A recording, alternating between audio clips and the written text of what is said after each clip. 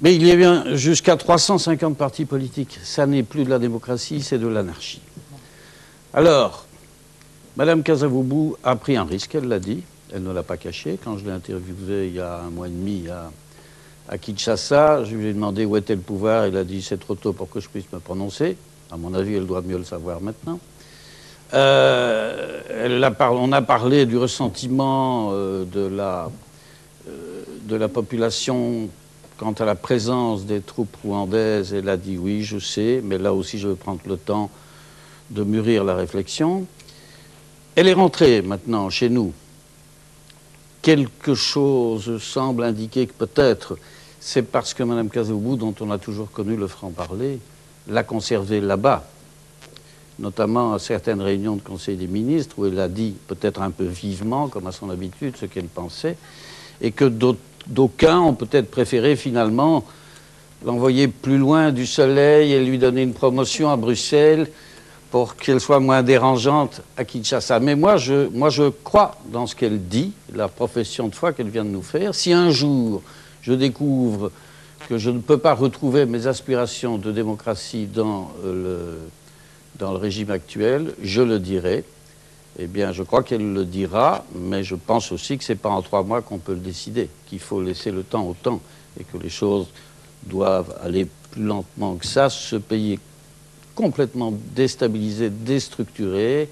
Si demain on retombe avec 350 partis, ça n'arrangera rien, faites-moi confiance. Emma Bonino, vous aussi, vous pensez qu'il faut donner malgré tout un sursis à Kabila, il faut écoutez, faire moi confiance. je pense que, tout d'abord, je suis assez choquée, franchement, que comme si la démocratie, il y avait un slogan aux années 70 qui a été très dangereux, vu comme le luxe des pays riches. Et on prétendait que les Africains, ils étaient, entre guillemets, trop pauvres pour se permettre la démocratie. Je ne voudrais pas qu'on revienne sur ce slogan qui a fait tant de mal. D'autant plus que quand en Afrique ou en Birmanie, il y a des possibilités d'aller à des élections correctes, ces gens votent de façon qui après ne plaît pas au régime. Moi, ce que je pense tout simplement, c'est qu'on a vu toujours des priorités géopolitiques, commerciales, géostratégiques dans les relations extérieures. Et j'espère qu'à commencer de ces grands temps, que aussi les préoccupations des conventions humanitaires et des droits de l'homme fassent partie de ces priorités dans nos relations, fassent partie, je dis bien, des priorités dans nos relations, ou les relations de l'Union européenne, que j'espère tôt ou tard aura une politique étrangère commune, au lieu d'avoir seulement une attitude d'une approche commerciale, que ces préoccupations fassent partie de nos priorités dans les relations internationales.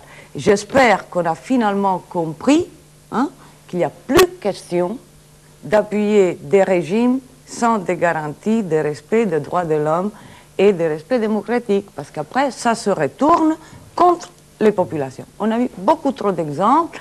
Je veux bien que c'est des leaders libéraux, qui comprennent les règles du marché, mais il faut un peu plus que ça encore.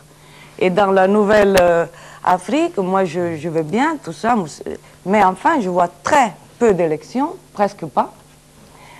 Un respect des droits de l'homme optionnel, des prisons bourrées d'opposants politiques. Donc, quand même, je veux bien une nouvelle Afrique, mais quand même, peut-être, dans notre dialogue, c'est bien que les droits de l'homme et les conventions humanitaires aient au moins la même importance des diamants. Ça, au moins, ce serait souhaitable. Madame Kasavubu, maintenant que l'ancien président Mobutu est mort, est-ce que vous ne vous dites pas qu'il est mort peut-être un peu trop tard et que s'il était mort plus tôt, eh bien, il n'y aurait peut-être pas eu cette guerre de libération et il y aurait peut-être eu une transition plus souple, plus en douceur au Congo? Écoutez, c'est... Une très mauvaise question.